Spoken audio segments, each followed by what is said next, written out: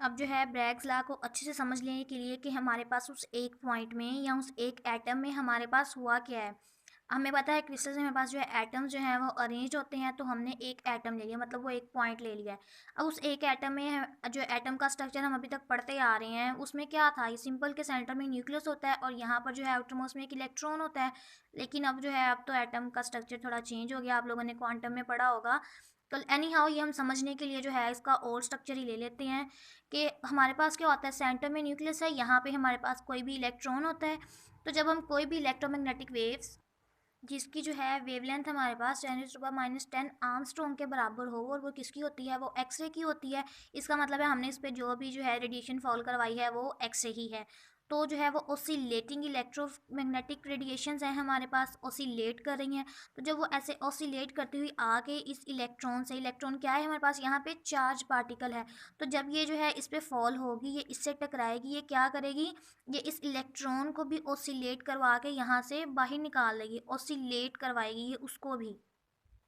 क्योंकि हमारे पास electromagnetic radiation है, मतलब इसमें जो है इलेक्ट्रिक फील्ड है। तो जितनी इलेक्ट्रिक फील्ड ओसिलेट होके हमारे पास इलेक्ट्रॉन में आई, इस पे फॉल हुई, उतनी ही इलेक्ट्रिक फील्ड हमारे पास जनरेट भी हुई। इस इलेक्ट्रॉन को जो है पुश किया, इस इलेक्ट्रॉन ने पुश होने से हमारे पास जो है एक फील्ड जो है, इसको हम इलेक्ट्रिक फील्ड कह रहे हैं, और वो उतनी ही फ्रिक्वेंसी की है जितनी हमने इंसिडेंट करवाई थी। तो हमारे पास जो है एक इलेक्ट्रिक फील्ड जनरेट हुई। हम क्या कहते हैं, the electron which is oscillating generating an electric field which is equal to incident wave की, जितनी जो है हमने इंसिडेंट वेव की जो है फ्रीक्वेंसी कह लें, वेवलेंथ कह लें, मतलब जितनी भी हमारे पास इलेक्ट्रोमैग्नेटिक की जो है प्रॉपर्टीज़ होंगी, सेम उतनी ही ये वाला इलेक्ट्रॉन जो है इस पर फॉल करवाने के बाद हमें उतनी ही जो है दोबारा से उस वेव की करेक्टरिस्टिक्स जो है मिलेंगी। अब क्योंकि ऑसिलेटिंग इलेक्ट्रोमैग्नेटिक रेडिएशन से जो इलेक्ट्रॉन था ये भी हमारे पास ऑसिलेट हुआ, ये एक्सेलरेट हुआ क्योंकि इसने इलेक्ट्रिक फील्ड जनरेट की। तो वो जो है इसकी एक्सेलेशन किसके इक्वल होगी, हमने ऑलरेडी पढ़ी हुई है, A is equal to A capital E over M. अब हम कहते हैं कि चार्ज पार्टिकल्स की बात हो रही है कि जब भी कोई वेव चार्ज पार्टिकल से टकराएगी तो वो रिफ्लेक्ट हो जाएगी ना, स्प्रेड हो जाएगी, जैसे वेव स्प्रेड होती हैं हमारे पास। तो अगर हम इलेक्ट्रॉन को चार्ज पार्टिकल कहते हैं तो न्यूक्लियस में भी तो हमारे पास चार्ज पार्टिकल्स होते हैं। तो न्यूक्लियस हमारे पास जो है ओसिलेट क्यों नहीं हुआ, ये क्यों नहीं एक्सेलरेट हुआ। हम कहते हैं कि न्यूक्लियस न्यूक्लियस जो है ये हमारे पास ओसिलेट नहीं कर सकता, क्यों, क्योंकि इसका जो है मैस बहुत ज़्यादा होता है। जबकि जो इलेक्ट्रॉन है इसका इतना ज़्यादा मैस नहीं होता, ये जो है इजीली हमारे पास जो है एक्सेलरेट हो जाता है। जबकि जो न्यूक्लियस है इसका मैस ज़्यादा होता है। ठीक है ना, यहाँ पे हम जो है मैस इन्वर्सली प्रोपोर्शनल में है हमारे पास, ओवर एम में है। तो यहाँ पर अगर न्यूक्लियस का मैस ही बहुत ज़्यादा है तो वो फिर हमारे पास जो है उसकी वैल्यूज़ जो है वो इन्वर्स में चले जाएगी, डिफरेंट जो है हमारे पास वैल्यूज़ आएंगी। तो हम जो है हम कहते हैं कि अगर हम जो है एटम की ही बात करें तो उसमें हमारे पास जो है इलेक्ट्रॉन जो है वो ऑसिलेट करता है या एक्सेलरेट करता है। तो अब जो है हमारे पास हुआ क्या, ये हमने रेगुलर अरेंजमेंट ऑफ एटम्स ली है। सपोज हमने कह दिया कि ये हमारे पास दो प्लेन्स हैं इन अरेंजमेंट के लिए, ये वाले पॉइंट्स का एक प्लेन और ये वाले पॉइंट्स का एक प्लेन। फर्स्ट को जो है हम HKl1 बोल रहे हैं, सेकंड को HKl2 बोल रहे हैं। अब हमने बात की कि जब हमने कोई भी इलेक्ट्रोमैग्नेटिक जो है रेडिएशन या एक्सरे हमने फॉल करवाई इस पॉइंट पे क्या प्रोसेस हुआ, ये ओसिलेट हुआ, इससे जो है इलेक्ट्रिक फील्ड जनरेट हुई, और जो इलेक्ट्रॉन है जो इसने इलेक्ट्रिक फील्ड जनरेट की वो उतनी ही वेवलेंथ और उतनी ही फ्रिक्वेंसी से जितनी थी इंसिडेंट की थी। तो इसके लिए रिफ्लेक्ट का वर्ड हम यूज़ करेंगे कि हमारे पास वेव आई, वो इससे टकराई और वो उतनी ही फ्रिक्वेंसी उतनी ही वेवलेंथ से हमारे पास जो है रिफ्लेक्ट हो गई। ठीक है, तो अब जो है क्योंकि हमने दो प्लेन्स लिए थे तो फर्स्ट प्लेन पे हमने कोई भी जो है ओ जो है एक्स रे जो नेम दे रही है ना, कि जो फर्स्ट वाली रेडिएशन थी वो ओ थी, वो इससे जो है ए पॉइंट से टकराई है और हमारे पास ओ डैश में उतनी ही जो है फ्रिक्वेंसी से हमारे पास वो रिफ्लेक्ट हो गई है। ऐसे जो बिल्कुल उसके नीचे वाला प्लेन है उसमें हमने कोई पॉइंट पी ले लिया है कि वो पी से टकराई है वो इस पॉइंट पे, और फिर से हमारे पास जो है वो पी डैश में चले गई है, उतनी ही रिफ्लेक्शन हो गई है उसमें। अब जो है इन दोनों वेव्स ने जितना पाथ कवर्ड किया वो भी सेम था, क्यों, the path covered both rays arrived at the same time in the same distance, के वो सेम टाइम में सेम डिस्टेंस तक जो है वो पहुंच गई थी, इसलिए जो इनका पाथ है वो सेम होगा। वट इफ़ हमारे पास जो है पाथ डिफरेंस हो, एक वेव थोड़ा जो है मेयरली हाफ सेकेंड हम जो है पहले कर देते हैं और एक जो है हम थोड़ा सा जो है बाद में कर देते हैं। अगर हमारे पास पाथ डिफरेंस आ जाए उसको हम कैसे स्टडी करते हैं, फिर हम कहते हैं but when a beam of light falls on other plane then there is occur some path difference between the incident beam and reflected beam also both follow the law of reflection.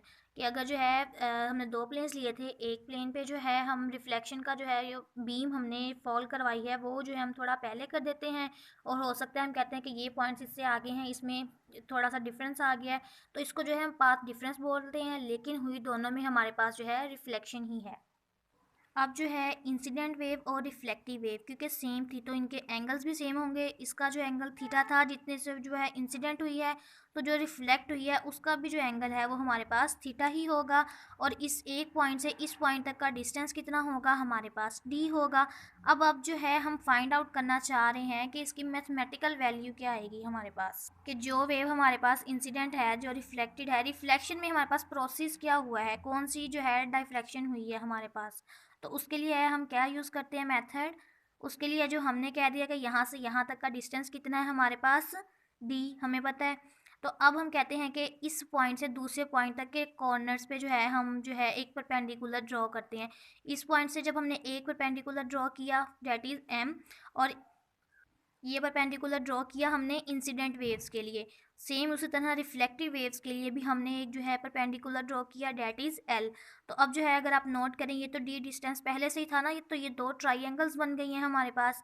एक हमारे पास ये triangle that is A M O, और एक हमारे पास ये triangle है that is A L O. अब हमारे पास जो है हुआ क्या, the path difference between the path is given as path difference is equal to O M plus O L.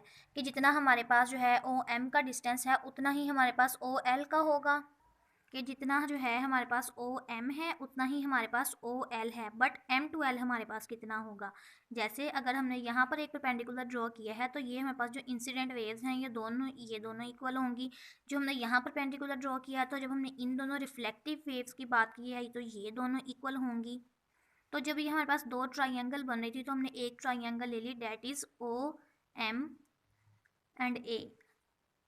जब हमने कहा था कि एक पॉइंट की सराउंडिंग सेम होती है, ऐसे ही कहा था ना हमने, तो जोन से वेव जो है हमारे पास यहाँ पे टकराई थी उसका एंगल भी थीटा था। तो इस एंगल के जो है इस पॉइंट के इस एटम के राउंड अबाउट जितने भी हमारे पास एंगल होंगे वो थीटा ही होंगे। तो अगर जो हमने परपेंडिकुलर्स ड्रॉ किए हैं उनका एंगल तो हमें पता है 90 और 90 होता है परपेंडिकुलर के लिए, लेकिन यहाँ पे इस जो है एटम के सराउंडिंग्स में जो हमारे पास जो है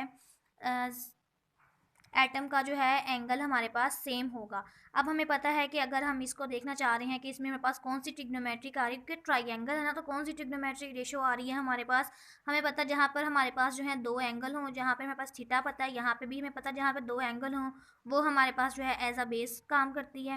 वो हमारे पास जो है एक बेस है हमारे पास, ये हमारे पास जो है परपेंडिकुलर है, जबकि हमने जो है ओ एम फाइंड आउट करना है। हम इतना तो कह रहे हैं कि ओ एम और ओ एल इक्वल हैं, लेकिन ये हैं कितना, तो क्योंकि यहाँ पे भी एक हमारे पास न्यूमेरिकल वैल्यू है ना डी, यहाँ पर भी एक numerical value theta, O M हमारे पास जो है कितना होगा, तो ये जो है हम ट्रिग्नोमेट्रिक रेशियो कहते हैं that is perpendicular over hypotenuse.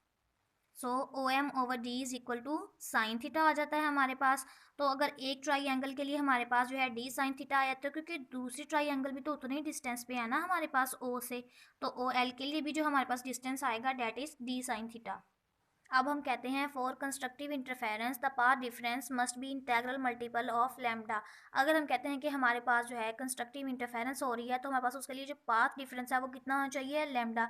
हम कंस्ट्रक्टिव इंटरफेरेंस ही क्यों बोल रहे हैं, क्योंकि ये हमारे पास जो है दो वेव्स हैं, तो दो वेव्स जो हैं यहाँ पर एक की जो है क्रस्ट के ऊपर जो है दूसरी का ही क्रस्ट, मतलब उनमें जो है पाथ डिफरेंस जो है ना वो मिनिमम हो, और दूसरी का ही ट्रफ के ऊपर जो है ट्रफ हो हमारे पास, तो हमारे पास क्या एक रीइंफोर्समेंट का अमल होता है। हमारे पास जो ये वेव्स है अगर एक का ट्रफ और दूसरी का ट्रफ मैच करे और क्रस्ट भी मैच करे तो हमारे पास वो जो वेव है ये दोनों मिलके जो है ज़्यादा स्ट्रॉन्ग बनाती हैं। तो हमारे पास कौन सा प्रोसेस होता है कंस्ट्रक्टिव इंटरफेरेंस का, तो उसके लिए जो है पाथ डिफरेंस हमारे पास कितना होता है, lambda n lambda is equal to 2d sine theta. के हमारे पास जो है दो वेव्स का पाथ डिफरेंस कितना आता है। और अगर हम कंस्ट्रक्टिव इंटरफेरेंस की बात कर रहे हैं फॉर रिफ्लेक्टेड वेव्स तो हमारे पास उसके लिए जो है पाथ डिफरेंस कितना आता है, that is n lambda where n is equal to 0 1 2 3 order of reflection, क्योंकि ये हमने रिफ्लेक्शन के लिए बात की है और ये हमारे पास जो है जो इंसिडेंट जो वहाँ पे प्रोसेस हुआ है हमारे पास ये उसका पाथ डिफरेंस है हमारे पास। तो for first order put n is equal to 1। अब जो है इंटीजर्स की बात है तो जीरो भी तो इंटीजर है ना। अगर हमारे पास जीरो में जो है कोई प्रोसेस हो रहा है, डाइफ्रैक्शन का प्रोसेस हो रहा है, तो उसको जीरो तो डाइफ्रैक्शन बोलेंगे। क्यों? क्योंकि साइन थीटा जो है वो जीरो है हमारे पास। तो जब डाइफ्रैक्शन हमने करवाई या कोई भी रे पास करवाई वो तो बिल्कुल सीधी गुजर जाएगी ना, वो तो हमें कोई वैल्यू देगी नहीं। तो इसलिए जो है इसका ऑर्डर जो है हम फर्स्ट से स्टार्ट करते हैं, that is lambda is equal to 2d sine theta. अब हमने बात की है since sine theta maximum is equal to 1, कि साइन थीटा की जो वैल्यू है मैक्सिमम हमारे पास जो है 1 आ सकती है। यहाँ पे हमारे पास एक कंडीशन है लैम्डा इज़ लेस देन और इक्वल टू 2d, कि जो लैम्डा है ये हमारे पास ऑलवेज ऑलवेज जो है स्मॉल होना चाहिए 2d के। और वो कब होगा? जब हमारे पास जो है साइन थीटा जो है 1 के बराबर होगा। अगर हम जो है साइन थीटा की वैल्यू यहाँ पर 2 के बराबर करेंगे तो जो लैम्डा है वो हमारे पास जो है 4d के बराबर हो जाएगा।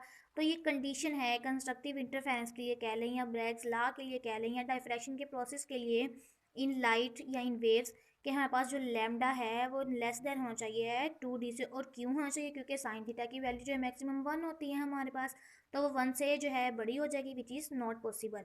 तो इसलिए जो है इसको जो है 2 जितना होना चाहिए या इससे थोड़ा छोटा होना चाहिए।